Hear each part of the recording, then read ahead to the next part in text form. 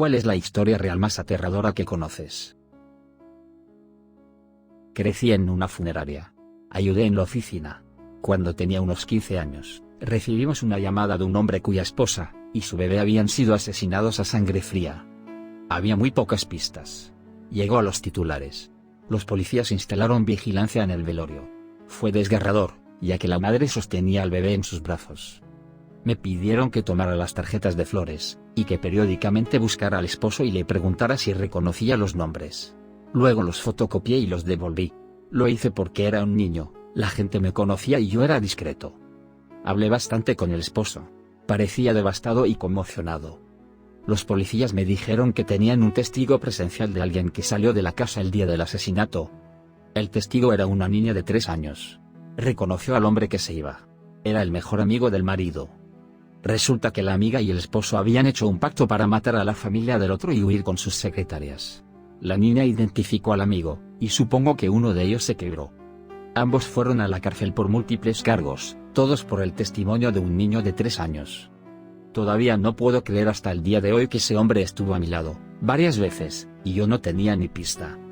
No creo que volviera a ver la vida de la misma manera después de eso. Mi tía abuela se despertó en medio de la noche, escuchó a su perro hacer estos gruñidos bajos. Ella era soltera en ese momento, y vivía sola en su casa estilo rancho. Caminó hacia su sala de estar para revisar las cosas. No vio ni escuchó nada fuera de lo común, por lo que decidió asegurarse de que la puerta y las ventanas delanteras estuvieran cerradas con llave. La puerta estaba cerrada, la primera ventana que revisó estaba cerrada.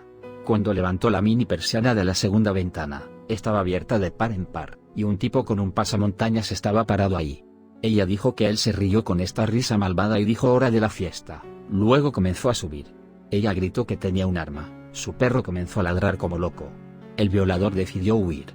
Mi tía consiguió un arma después de eso y aprendió a usarla. Ni siquiera puedo pensar en lo que le hubiera pasado si no hubiera tenido a su perro para advertirla. James Bulger. Tenía apenas 2 años y estaba con su mamá haciendo mandados. Ella soltó su mano para pagarle al cajero y él se alejó. 2 niños de 10 años lo vieron, lo atrajeron hacia ellos, lo tomaron de las manos y se lo llevaron. Lo llevaron a un lugar remoto, empujándolo y pateándolo todo el tiempo. Algunas personas interrogaron a los 2 niños con el niño que lloraba, pero mintieron diciendo que era su hermano y nadie intervino más.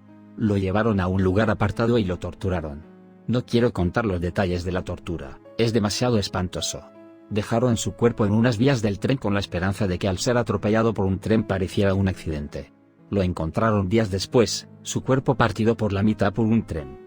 Los niños fueron decapturados y se convirtieron en los asesinos convictos más jóvenes en la historia británica.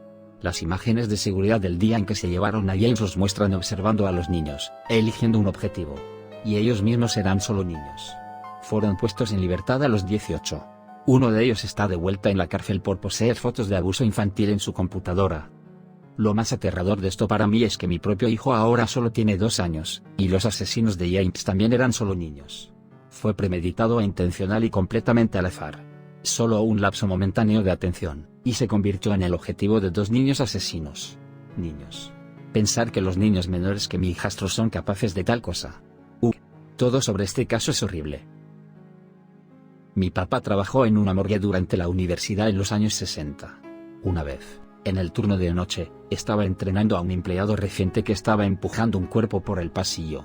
El cuerpo estaba debajo de una sábana pero de repente comenzó a sentarse.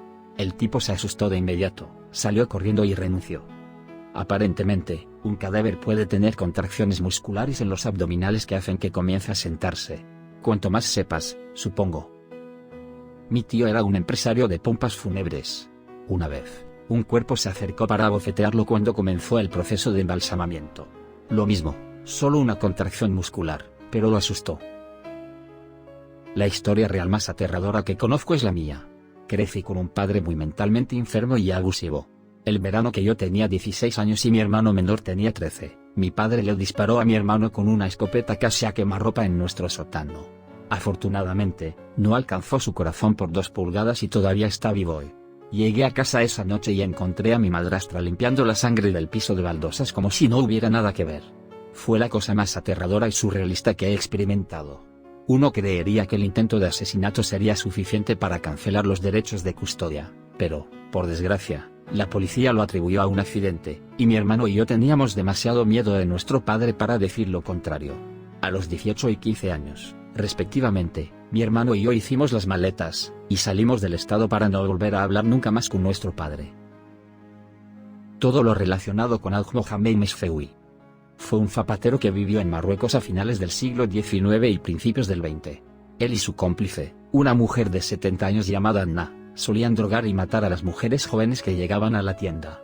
Finalmente, uno de los padres de las víctimas rastreó sus movimientos hasta la tienda, y después de que se descubrieran los restos de 36 cadáveres mutilados cerca, Mesfeoui y Anna fueron interrogados y torturados. Anna no sobrevivió, pero Mesfeoui confesó haberlos asesinado, generalmente por una pequeña cantidad de dinero. Su sentencia inicial fue la crucifixión, un castigo muy inusual incluso entonces. Sin embargo, hubo muchas protestas de poderosas embajadas extranjeras, y Marruecos no pudo hacer mucho contra ellas. En cambio, fue condenado a la decapitación, un castigo más común. Sin embargo, el estado de ánimo en Marrakech era que esto era demasiado indulgente, por lo que optaron por el enclaustramiento, ser emparedados vivos. Se construyó una celda especial en la pared del bazar, de unos 2 por 2 por 6 pies. Se colocaron cadenas en una pared para asegurar que se mantuviera de pie. A Mesfeoui no se le informó de su destino hasta la mañana de su ejecución, cuando fue conducido, gritando, encadenado y tapiado lentamente por dentro. Una vez que se había colocado el último plato, la multitud se quedaba en silencio hasta que él comenzaba a gritar, cuando lo vitoreaban. Gritó casi constantemente durante 2 días. Al tercer día se quedó en silencio. La historia del desastre del lago Nyos. El lago escupe periódicamente una nube de gas de dióxido de carbono invisible que asfixia todo dentro de un radio de 16 millas.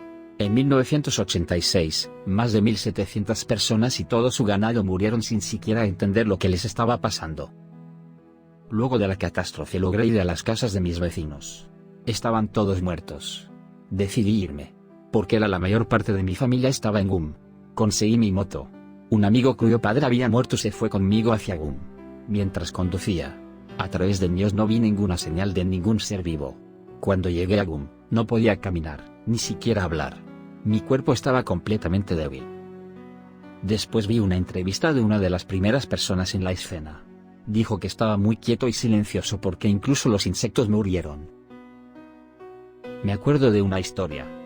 Papá, mamá y 3 hijos deciden que quieren pasar un fin de semana en su cabaña. Pero papá tiene que trabajar el viernes, deciden que mamá y sus hijos seguirán adelante sin él, y se reunirán con ellos en la cabaña el sábado por la mañana. Se avecina una tormenta gigantesca y, de repente, toca tierra un maldito tornado. Destruye parte de la ciudad, incluido el barrio donde vive la familia. Papá es bombero, por lo que están inundados de rescates, pero papá está feliz de que su familia esté a salvo en la cabaña. Su camión termina sus llamadas activas, y deciden dar una vuelta por la ciudad para buscar a alguien que necesita ayuda, y ver todos los daños si conducen por la calle de las familias. La casa está medio destruida pero, lo que es más importante, papá ve el auto de mamá en el camino de entrada. Mamá y los 3 niños murieron porque habían decidido esperar a papá como sorpresa. Hubo más de 25 muertes en total por el tornado. Papá terminó suicidándose un año más tarde. La historia se la contó a mi papá cuando pasó por el asesoramiento de primeros auxilios por el antiguo compañero de trabajo de papá bombero. Alison Botha. El 18 de diciembre de 1994, la residente de Port Elizabeth, Alison Botha, fue secuestrada, violada, apuñalada y dada por muerta por Franz Dutoit Titeusz Kruger. Le cortaron la garganta 17 veces, tan profundamente que tuvo que sostener su propia cabeza mientras se arrastraba hasta la carretera en busca de ayuda. Con la otra mano tuvo que sujetar los órganos que le salían del estómago, donde había sido apuñalada más de 30 veces.